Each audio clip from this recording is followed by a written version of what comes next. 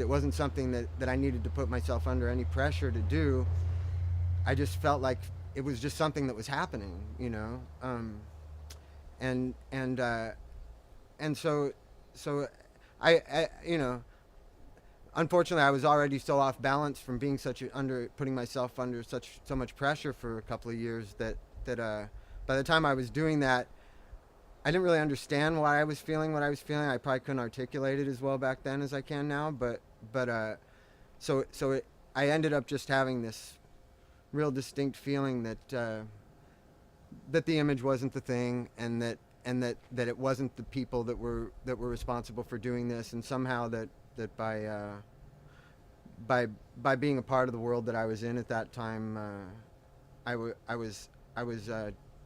was disrupting the flow of creativity, and that it was going to gradually I was going to gradually sort of lose contact with it, was the feeling that I had. And so I ended up going really far in the other direction, and just pretty much just spending all my time painting for 5 years, and with no thought whatsoever to what the products of my imagination would be worth to anybody else. And that was a really healthy thing for me to do at that time.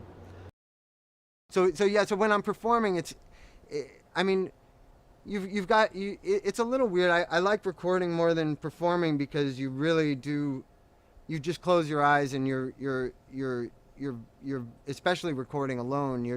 You're alone with the force of music. There's no other distractions. There's no possibility for your brain to go anywhere else. If you are a physical person standing in front of people, you're getting certain charges. Luckily, it's the energy transference between the performer and the audience, and the audience and the performer, that I really enjoy. I really do love seeing people's faces smiling. I love seeing the light shining out of people's eyes and stuff. Like it's really it's what makes me love it. Are you present in the moment? But what I like doing on stage is just shutting my eyes.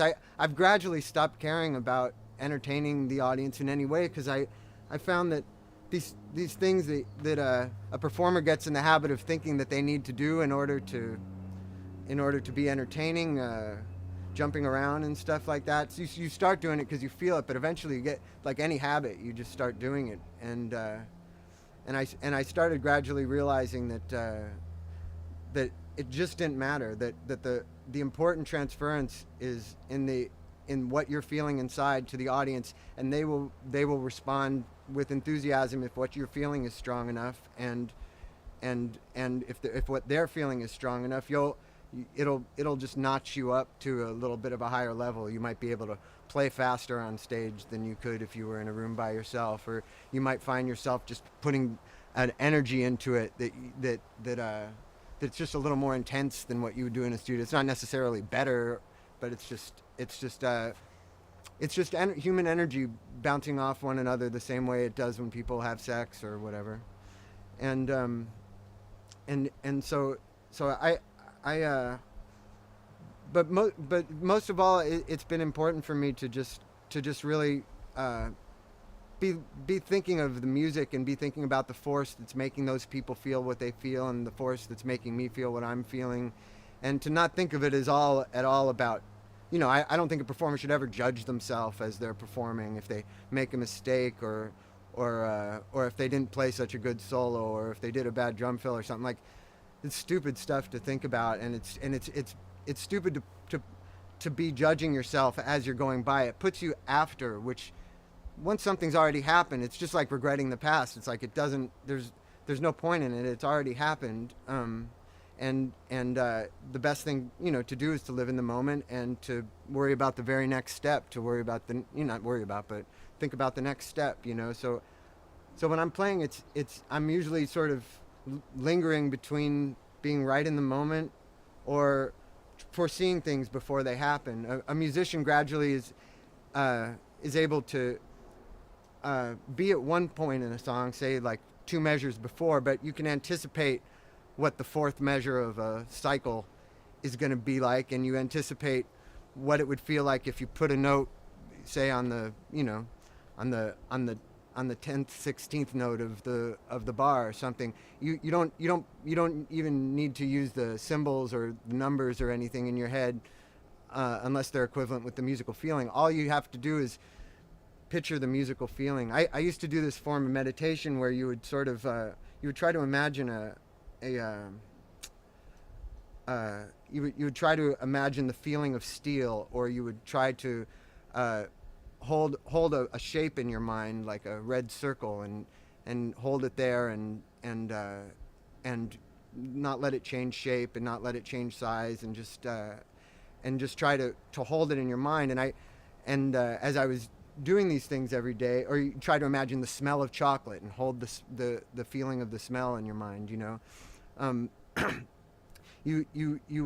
smell of chocolate, the taste of chocolate, and you try to hold these things in your mind, and I realize that I'm doing that all the time in music. I'll often imagine a rhythm that I can hit on the guitar, and I'll imagine it, say, 4 measures ahead of time, and Flea will have been hearing the same thing and we'll hit it at the same time. It's like something is offering us these things. It's not. They're if your brain is open to them, and if you've developed the right relationship to the laws of music and to your instrument, you'll just find them waiting there for you. I really think it's this idea that, oh God, how could I ever be a guitarist? I'm never going to be Eric Clapton or something. It's like these kind of ideas that the person is this intimidating figure who's this great God it's really interrupting the fact that people are judging themselves by some kind of, as if there's some kind of criteria that has anything to do with these intimidating godlike figures. It's that's the thing that we're like reaching for, and if we're not giving, I just feel like a child has this relationship to the creative force. Yeah, your parents gradually stifle that your connection to that creative force, and gradually shove your face in the concrete, and so do your teachers and school system, and everything's working against you, but the force of creativity, nature, is not working against you. It's right there for you at any time. You just have to be ready to not judge yourself, and to be open to whatever is going to come through you, and to be ready to not judge it as it comes through, but be all right with it, whatever it is, because it's just the universe expressing itself. It's not something. Nothing's expected of you. You just have to be there for it. And sometimes to get yourself in a position to be there for it is something that takes years of selflessness, or years of just a love for music, just having for no reason at all.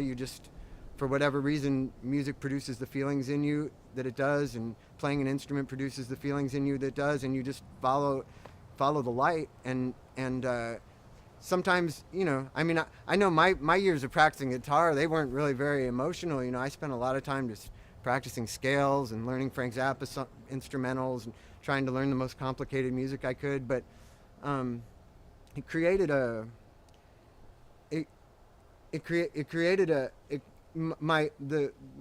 way my intelligence was able to relate to and connect with the nature of music and the feelings that music brings about in me, ended up making me able to just making me be able to form a musical thought in my head, and be able to bring it out into physical reality through my instrument. I remember being a little kid hearing music in my head all the time. I would hear songs in my head. As a 7-year-old kid, I had no idea how to produce them and how to bring them out. I just would hear